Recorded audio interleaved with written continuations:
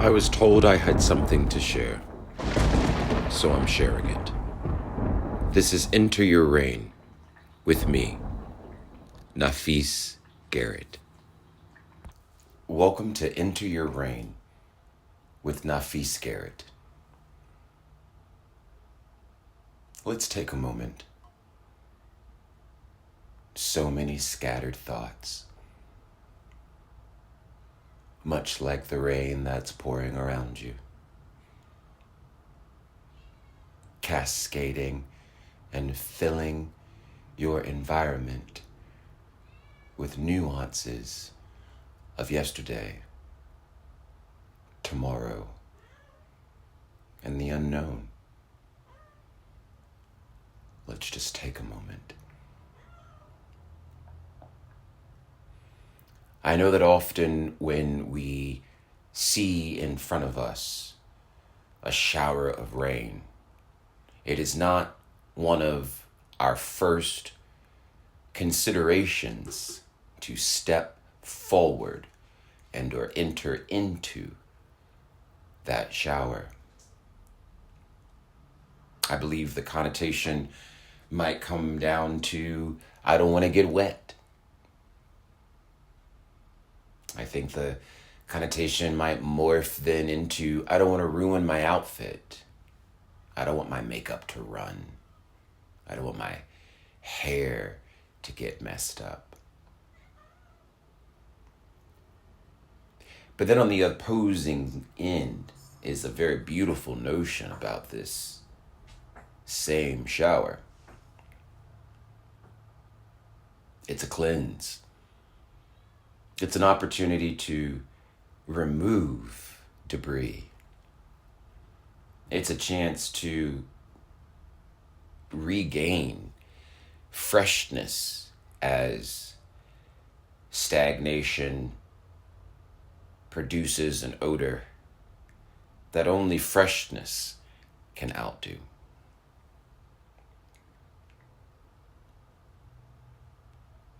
If you've taken this moment, you've now stood in this rain alongside me. But each of your drops all represent your life, as each of these drops of my own represent mine. Let's stand together in this resounding cacophony of responsibility, so that we may enter into our reign.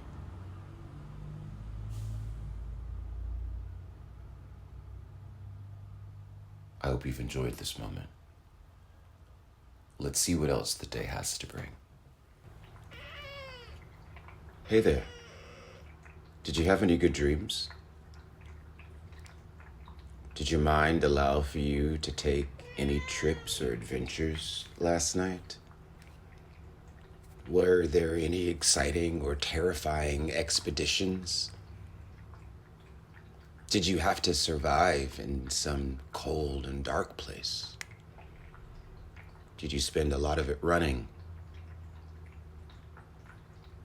Could you actually feel your chest in your dream? Or were you falling with no foreseeable end and no awareness of any safety net going to catch you? Falling. I haven't had the falling dream in many, many years. Many, many years. Today, I've woken having not a dream, but a feeling. One that resurrected an idea of an earlier state in my life. It was as sharp and poignant as a blade piercing through stone, as it was delicate as a flower floating to land on its most fortuitous spot. This thought.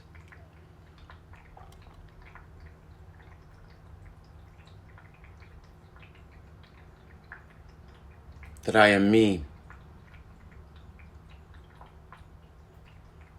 I am not him or them or they or an us or a we, but an I. I've never played on a team in my life and been a part of it. This thought crept and grew to be as vast as what we call a sky. Just with the difference of knowing the parts that we could see were not the ends, but just an area around us. Those thoughts grew. I have always lived under the sky of my thoughts being that I were different from other men, different from other guys, different from other boys, different from other children. I did not conceptualize this theory because I was gifted with a third nipple or had lost a finger or digit, but because through these perfected anatomical configurations, I could not resolutely understand the power in possessing of them. My hand doesn't grab for an orange and pick it up in the same fashion that my neighbor would. My legs don't stand in the same way as the men in the grocery store. My energy comes from such a different place. It doesn't feel like anyone in the locker room. I have stood in the shadows of my own appreciation for countless years. I have, with certain unawareness, been given blindness to exacerbate these concerns.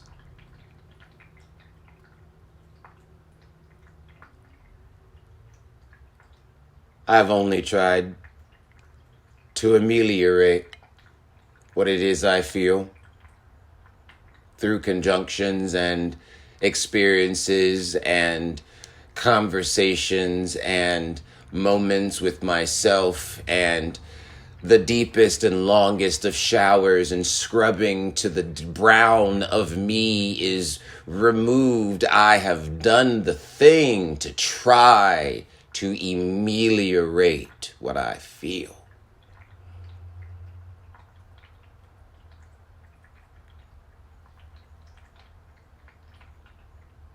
But I understand better about why I feel the way I do than I have shared with you. See, I have spent many hours learning how to curve my tongue in such a way I never say the things I need to say. But I can say it in a way that can land perfectly in your ear, in your mind's eye.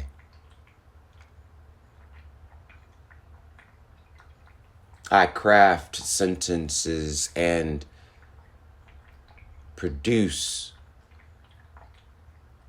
provocation, a thought. I am not only an incubator of them, but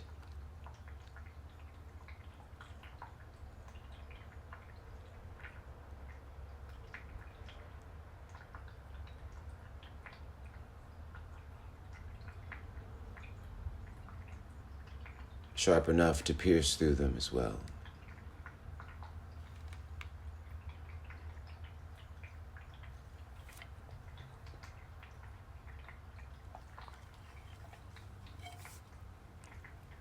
Many days I don't like myself. Many days I look in that mirror and I can't stand that motherfucker. I can't stand him for so many reasons. I can't stand him. And then I stand there and beg myself to love him a little bit more. I try to embrace the boy and that man who stands in that mirror and hug him and love him and be there for him. But then he doesn't want that affection. He doesn't care for the embrace. He wants the knowledge. He, like my cat Raleigh, who's grown beyond being a kitten and wants to explore more than just for curiosity's sake, but because it's an instinctual desire inside of him. My own self has wanted to flaunt and flourish in fields of wilds.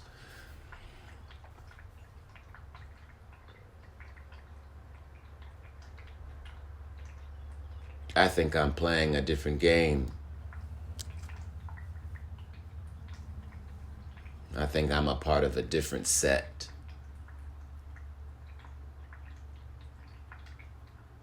But then, isn't that Monopoly being played? Don't we all have different pieces and none of us look like spades but execute the same way? Why is it then does my piece reflect a fragment of neglect in your self-reflected self to then harm, hate, ridicule, despise the version of me that is the truest form? I'm not trying to rap, speak poetry. I'm not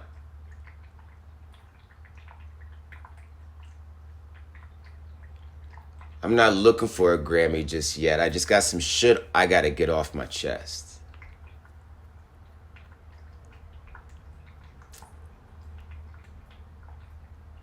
I'm trying to rise. Whole time though, I'd like to keep my eyes.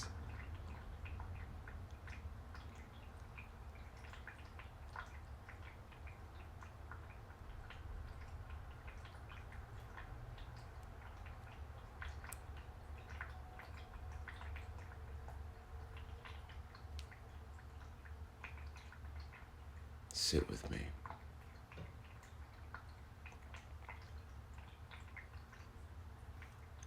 Sit with me.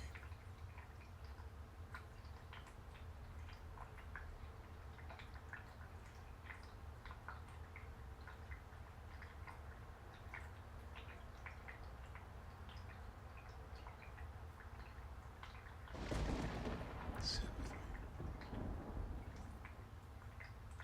Thank you for taking this time. If these thoughts resonate, share your feedback, follow and subscribe, and we'll welcome you back upon your return to enter your